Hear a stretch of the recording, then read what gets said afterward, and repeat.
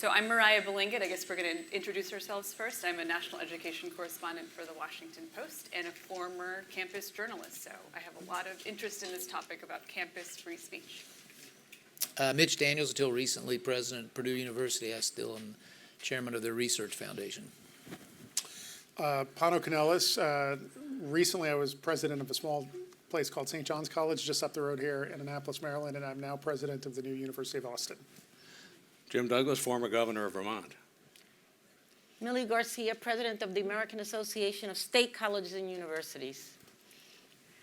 I wanted to open up this conversation by asking you all if you believe there is a war over campus speech, and if so, who is winning?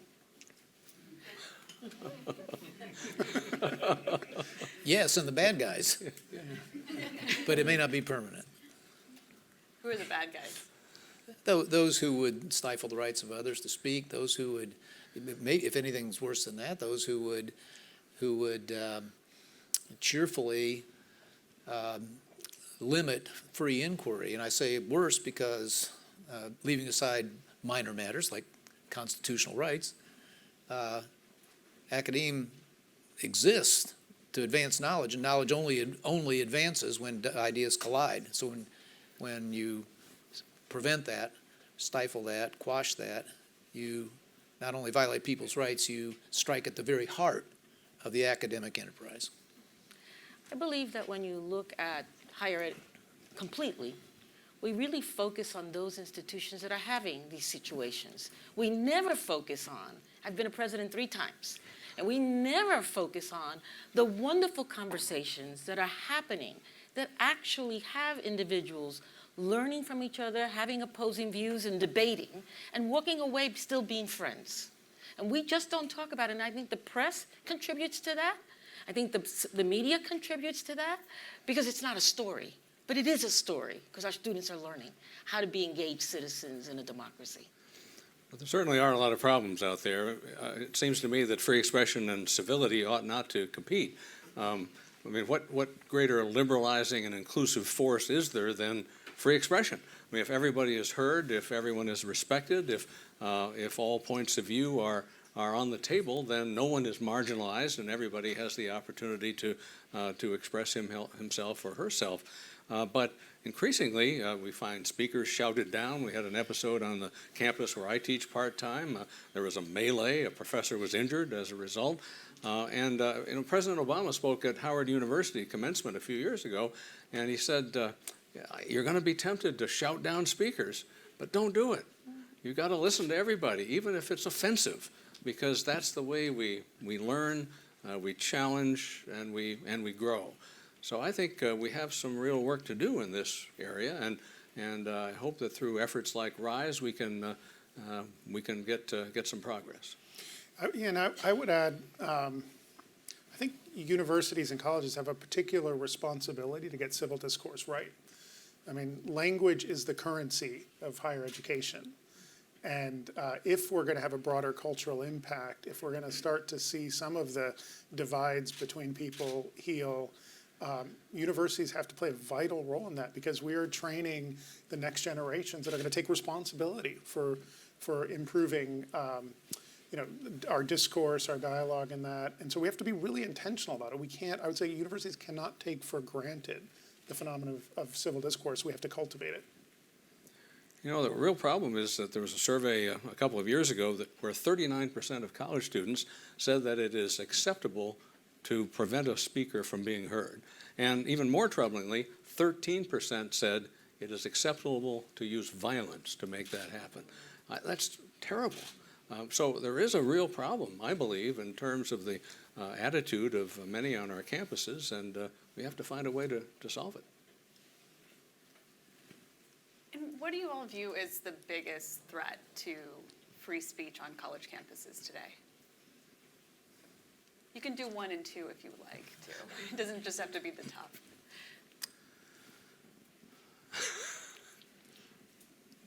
I mean, I think the speakers just defined it. We're only silent because we don't want to be redundant. I mean, increasingly young people are arriving on campus with this misunderstanding of how a free country, government by consent of the governed, ought to operate. And someone has imbued them with the idea that there's a certain dogma that's inviolate, and that anybody who challenges it is by definition a bad person. And a professor on our campus told me that years ago he was worried that some of his colleagues, not too many, were trying to indoctrinate rather than teach, rather than educate. He says, now you don't have to. The students arrive indoctrinated. Right. You know, we have imposed a civics requirement on our campus, not very onerous, but basics, things someone once learned in 8th grade are new to too many young people today. So I don't blame them if they misconstrue either what their rights is, or their duties as citizens, or what a proper university environment should be. And we have to notice that our students are seeing this in society, right? Right? They're seeing this, unfortunately, with some of our leaders in this country, where they don't have these civil discussions and difficult dialogues. And so it is up to us, as Pano said earlier, how do we educate students, and how do we do that from day one? And so I'd ask you, which is where I am, we represent 350 institutions across the country. 300 of them are working with us on something called the American Democracy Project, 200 years old, helping institutions understand how do you look at curriculum, how do you prepare students, how do you bring them in for orientation when they come in, and there have to be consequences. Let's be clear. If students start to act out, there has to be consequences on that. And that is a part of the administrator to be able to do that. You know, Mitch mentioned that students are arriving unprepared to deal with some of these things. It strikes me that that is a reflection, as you say, Millie, of the polarization of society. A lot of students are coming to college having grown up in homogeneous communities. And we're seeing red states get redder, blue states get bluer. There's less ideological diversity in many places around the country. So these kids and their families have recreated with people who think as they do. They've worshiped with them. They listen to the same media. And so they come to a campus that's a lot more diverse, and they're ill-prepared to deal with ideas that are not only different, but very contentious and even offensive. So if they're not prepared when they come, then the colleges and universities have to assume some responsibility to expose them, because they have an important mission of preparing them for civic society in a pluralistic country. I agree with all of that, and I would add among the things that make it difficult to express one's opinions freely at universities. Here's my example. You know, before the panel, we were getting ready in the green room, and they came over and they put a mic on me in here. And as soon as that mic was on me, I became self-conscious. They promised me it wasn't a hot mic, but what if it was? And so we're living in a culture where everybody is wearing a hot mic all the time. It's called social media. And so I think that makes it suppresses expression, because students are worried about one another, professors are worried about students. There's just a sense that everything you say carries a kind of weight and potential consequences, intended or not, that could be ruinous. And so finding ways to, within a university setting, within the classroom, to de-escalate, to create trust, to create an atmosphere where students and faculty can come together and know that they can make a mistake, they can treat each other with grace or forgiveness if they disagree. You know, that's a challenge. It's a primary challenge given the ambient environment we live in. You know, Moriah said we could name two. You just, I think, evoked a second one, which is self-censorship. You know, we've come through a period of time which speech was being censored, and sometimes, aggressively, as was mentioned. What we see now increasingly, we survey students on our campus and others, is they're at least as worried about saying something to their peers as the professor. And so they're, for the reasons you just gave too, limiting themselves. They don't have to be bullied or censored by somebody else. The other thing is that our students are very different than when they were when we went to college, right? They are first generation, they're low income, they're students of color, they're recently entered immigrants.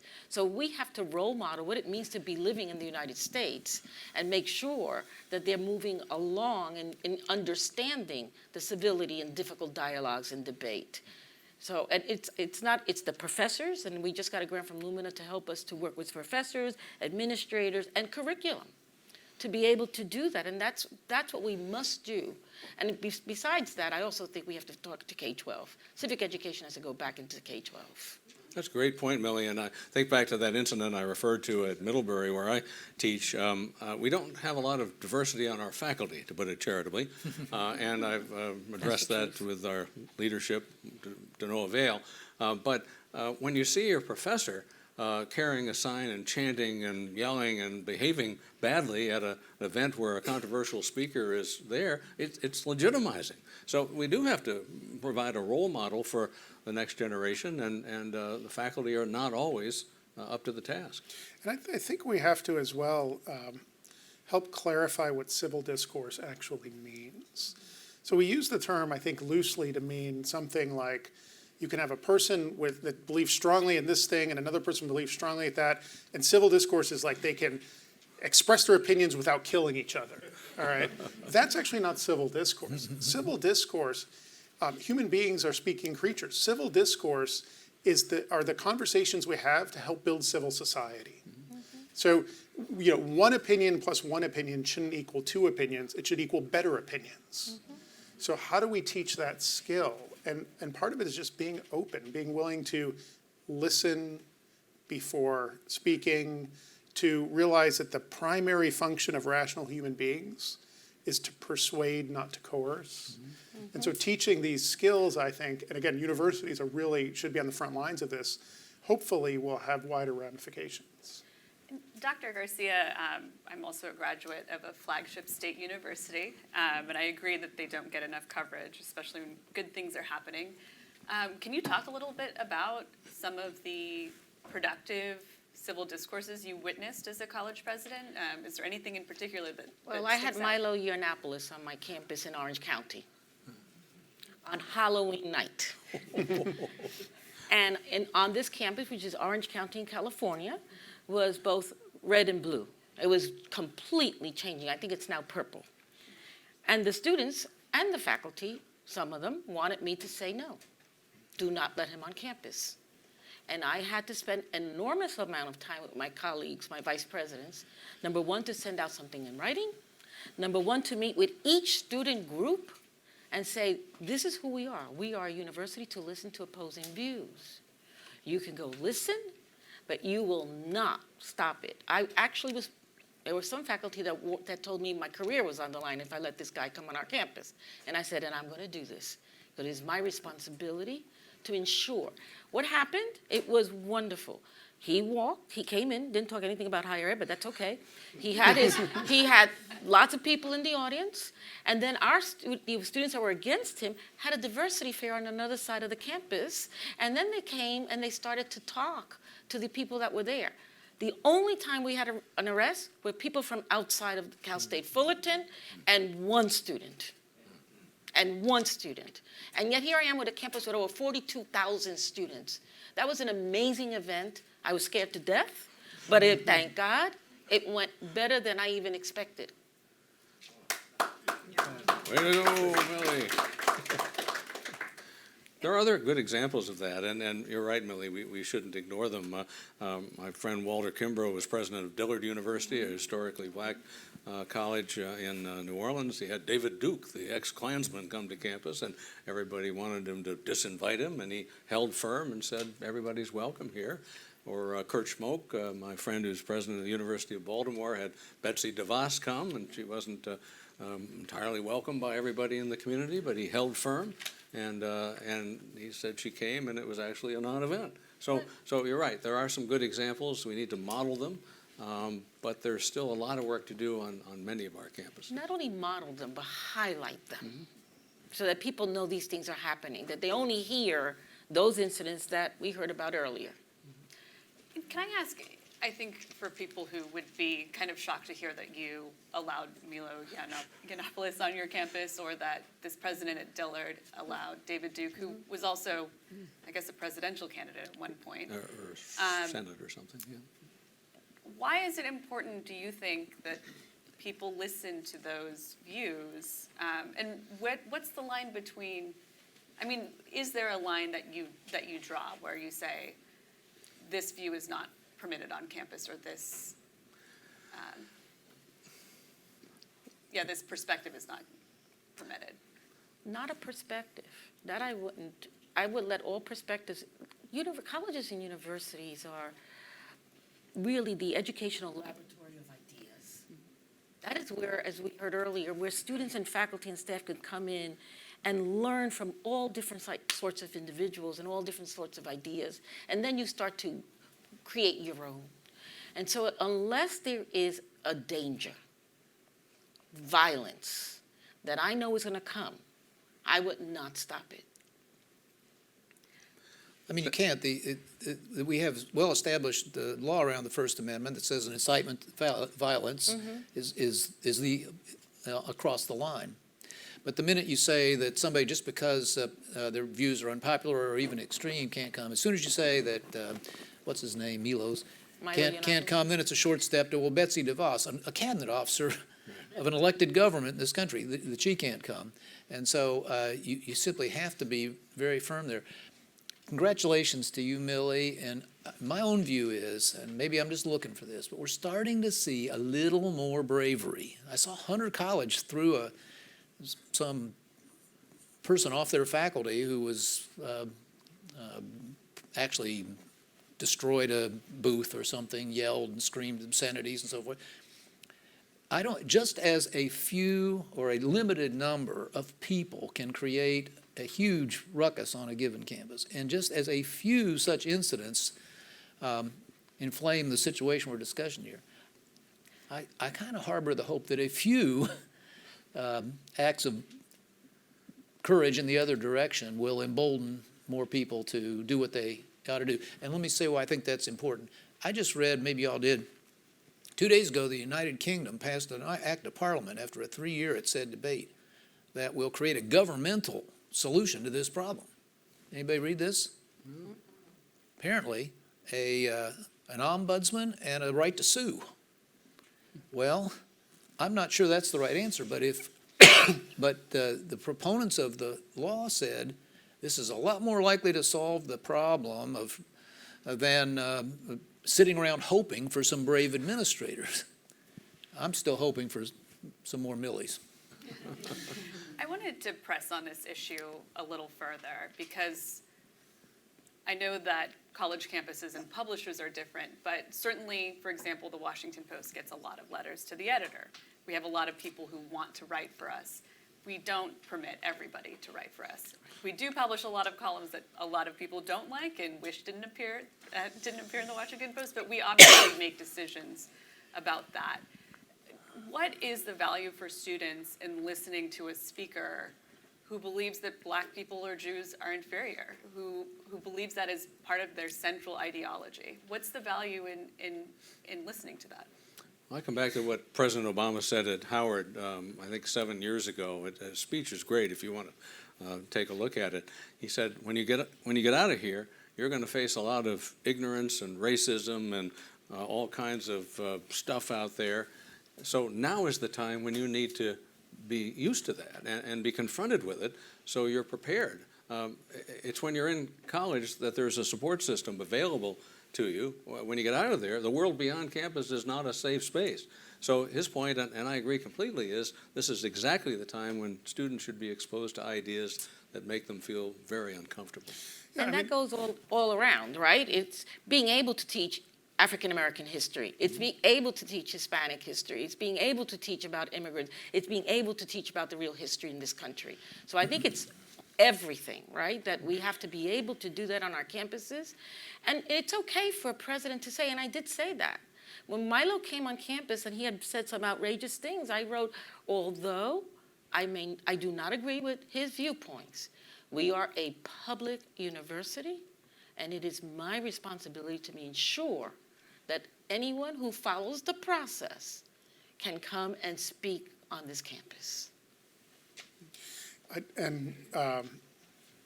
Look, I think one of the indisputable purposes of a university is to look at the world as it really is, to look at it with the clearest possible eye, and to see things that are there, whether they're beautiful or ugly, so that we can come to understand the world and understand ourselves.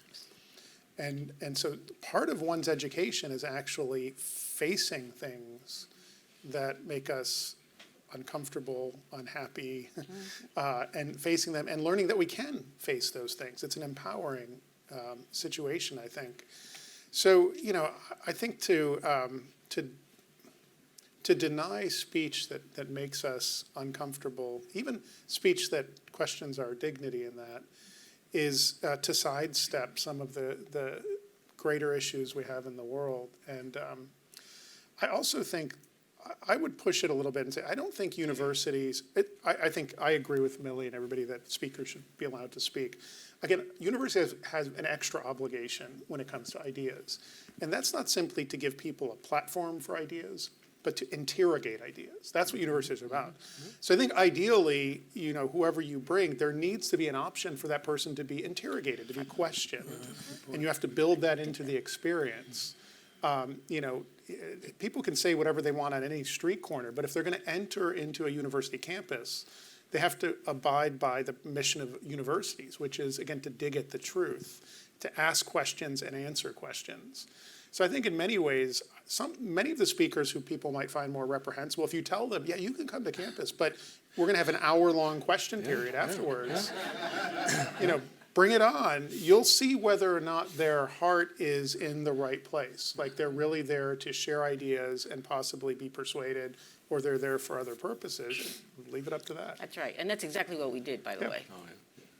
Yeah, actually, and that was a good segue. You answered my next question, which was, one of the issues that we're seeing beyond polarization is also the spread of misinformation, sometimes by highly placed officials, and sometimes by people who show up on college campuses. I was interested to know how you would counter that. So it sounds like a question and answer type forum would do that.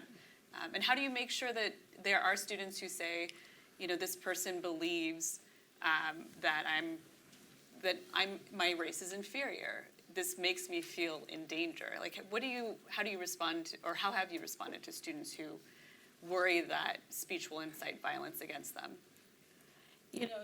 First of all, you say this campus is a safe space for you and you will be taken care of. But second of all, we also talk to them about how to speak up. And I know that's scary, but they have to be able to, I have been in so many situations with students where they have to learn how to say, you're wrong, and let me tell you why, and here's the reasons why.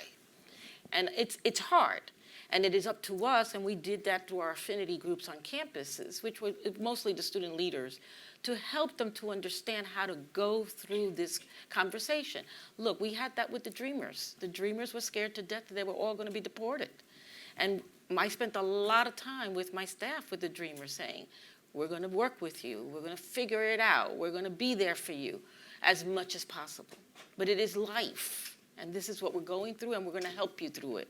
We've got to be the support system for these students. Right, you keep going back to the same sort of example, but for every one of those, there's a multiple of young people on campus and many faculty who are being told all the time that their privilege, whatever that means they should be guilty, they should be ashamed of who they are, they need to change themselves in their souls and so forth.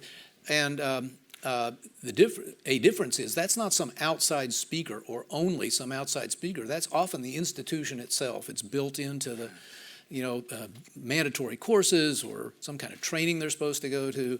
And this is not to minimize the issue that you brought up, but the problem that I think has preoccupied so many people is overwhelmingly on the other side, where there is almost never any real sanction.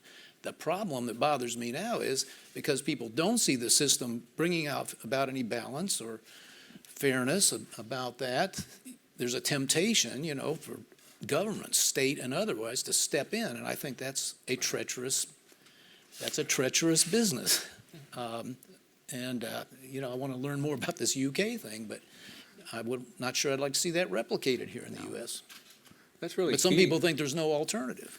I think Mitch would make a great point that increasingly in a lot of states, legislators and other politicians are starting to move in because they're hearing from their constituents, you got to do something about what's going on our campuses. And that's why I think it's so important that the institutions assume this responsibility of themselves and make sure that there's an opportunity for free expression and challenging those ideas and address the self-censorship issue, threats to academic freedom that we haven't talked about yet that are occurring around the country too.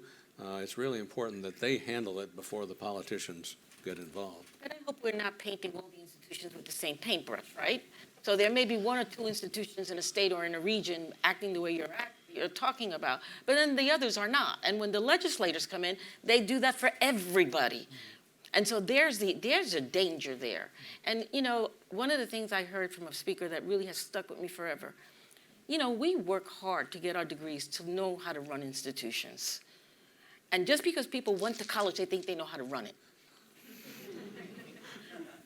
And we really have to stand up and say, hey, this is what's really going on our campus. Why don't you come and visit us? Why don't you, Mr. Legislator, Mrs. Legislator, come and sit with us and see what we're doing on this campus, how we're having the conversation, how we're doing curriculum.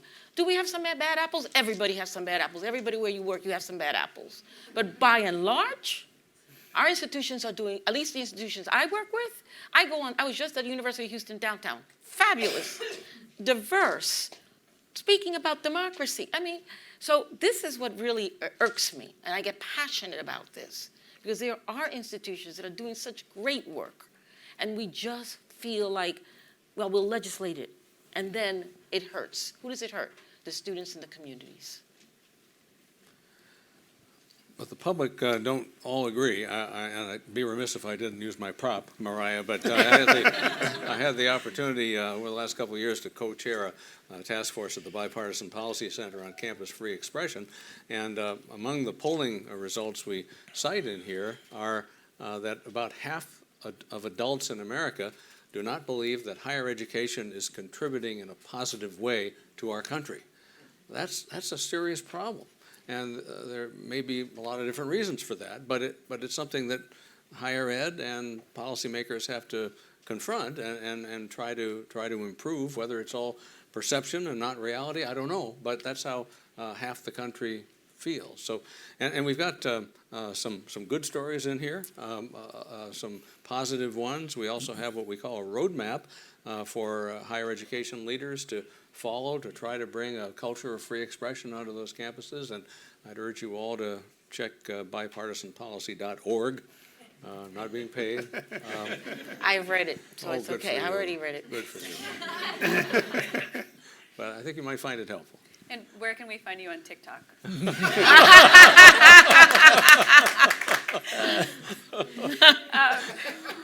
Great. Well, I really appreciate all this openness. I was actually wondering if we could talk a little bit more about this more nebulous culture that you all are talking about, where students and faculty feel like if they say the wrong thing, they'll be shamed on Twitter, or they could lose their jobs. I'm curious if you could sort of detail that or tell me about specific instances where you saw that play out. I'll give you a number that might indicate this. So, you know, a year and a half ago, November 2021, we made a public announcement that we were opening a university and foregrounding an absolute commitment to academic freedom and open inquiry and civil discourse. Within weeks, I had received over 6,000 CVs from professors at other universities looking for a job. Mm-hmm. We weren't even offering classes yet. It wasn't even a job posting.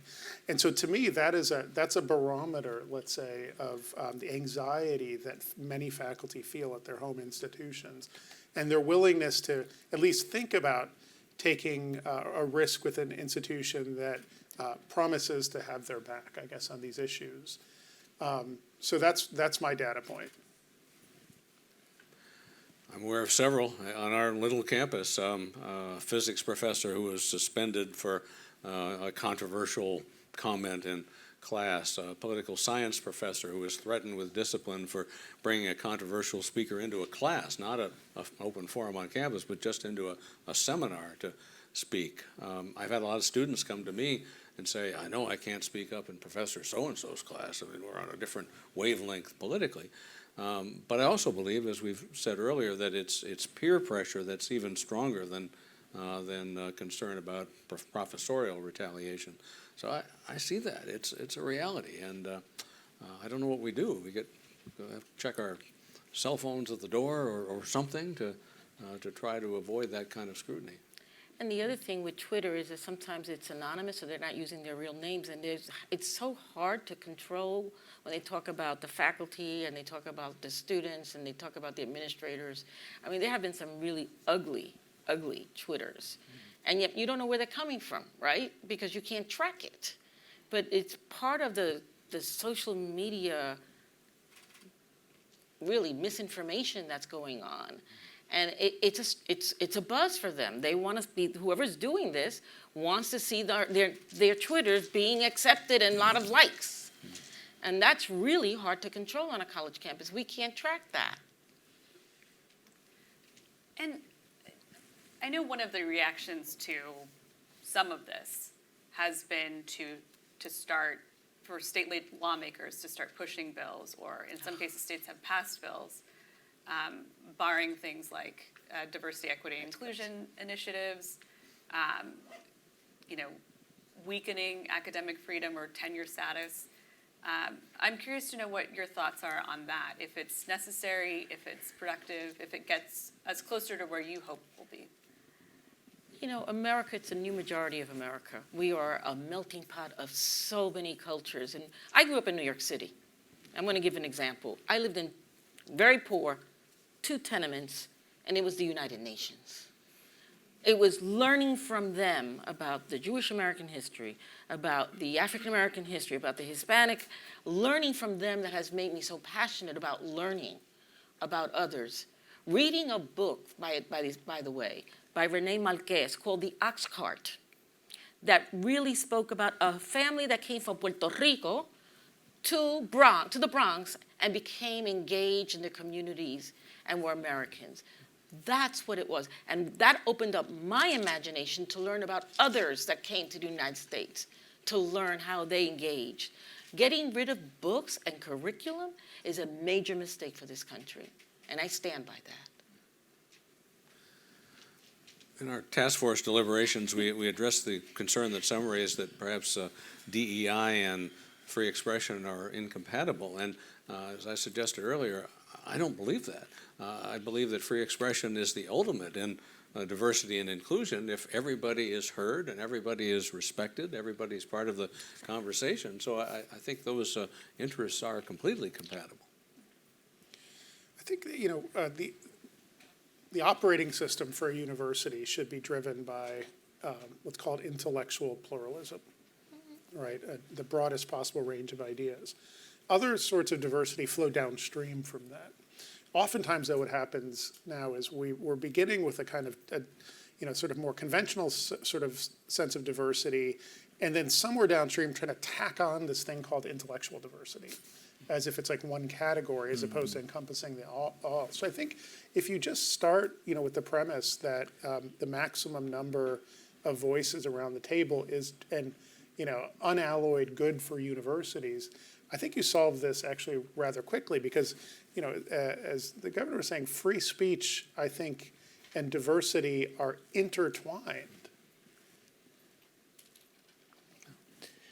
I love listening to Millie's description of her upbringing, but I can only observe that that's not what diversity means on far too many campuses.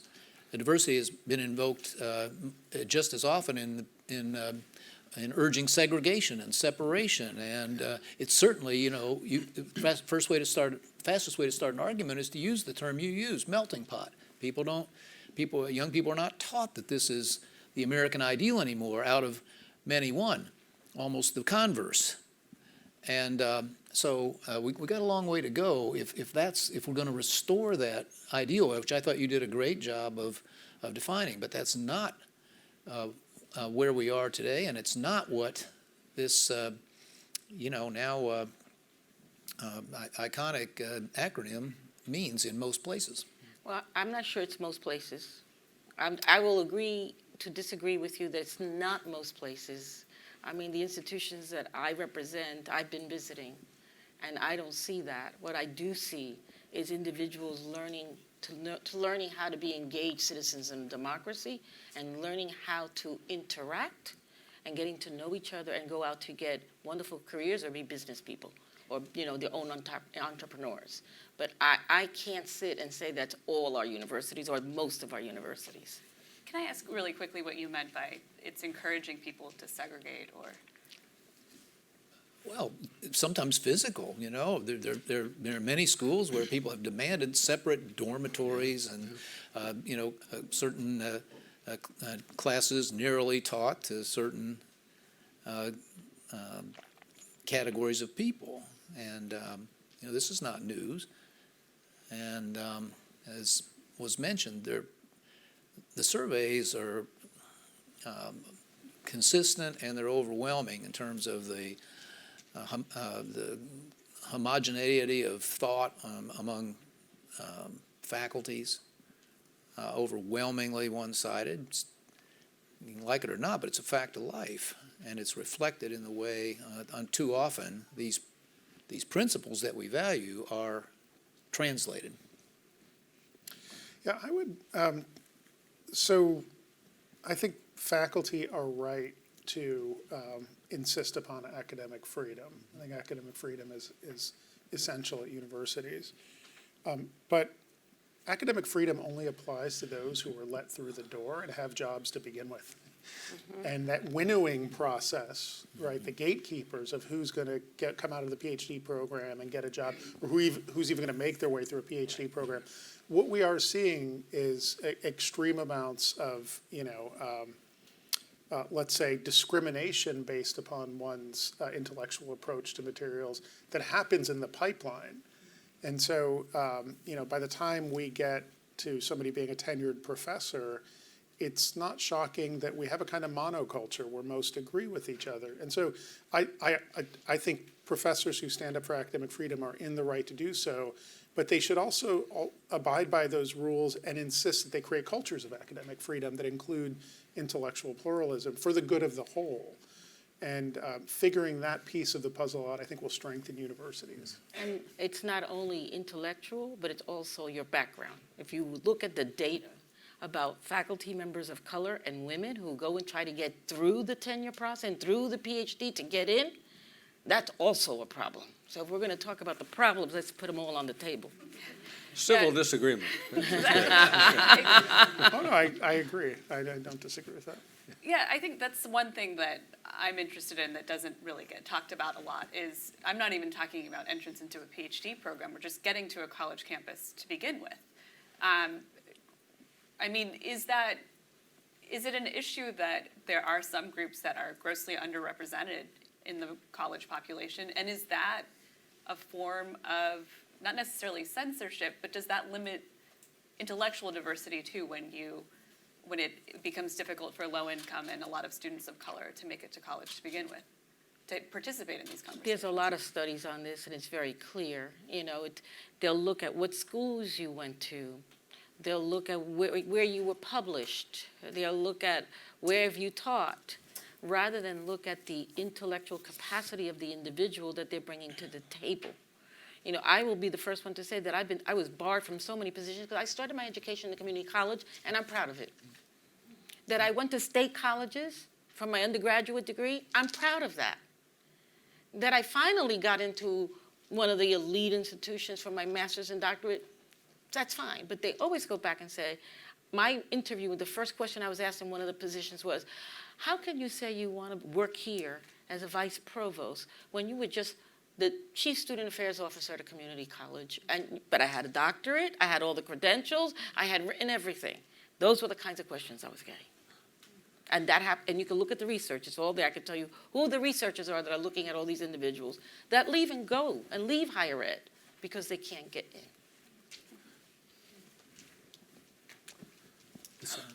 Oh, The session has concluded. Sorry. Got the last word, Millie. This was a really great conversation. I was excited to talk with all of you. But yeah, I appreciate everything. Thank you so much. Thank you.